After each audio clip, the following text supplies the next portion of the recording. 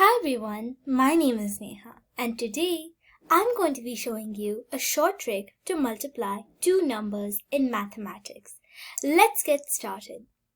Over here we have a problem that says we have to multiply 41 times 22.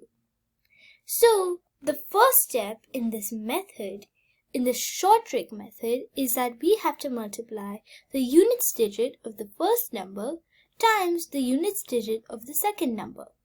The units digit in the first number, which is 41 in this case, is 1, and the units digit in the second number, which is 22 in this case, is 2.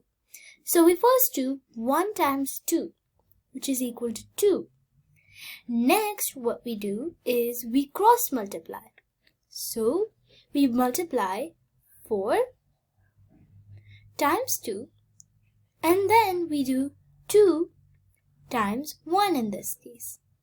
For any other number, we just cross multiply. First, in this case, we have 4 times 2. We need to multiply those two in the cross multiplication. We know that 4 times 2 is equal to 8. Then, in this case, we have to cross multiply 1 and 2. We know that 1 times 2 is equal to 2. Then, after we cross multiply, we get, in this problem, we get 8 and we get 2. We have to add both of these numbers to get 10.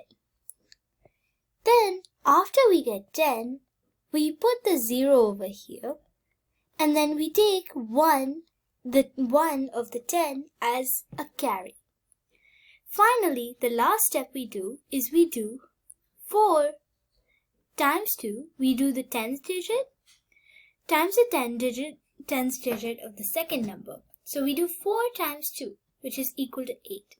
And we add 8 to that carry, which makes it 9. So our answer should be 902. We can also test this out using the traditional method for multiplication. So, all we have to do is, our problem was 41 times 22. Let's double check that using the traditional method. 41 times 22. 2 times 1 is 2. 4 times 2 is 8. 2 times 1 is 2.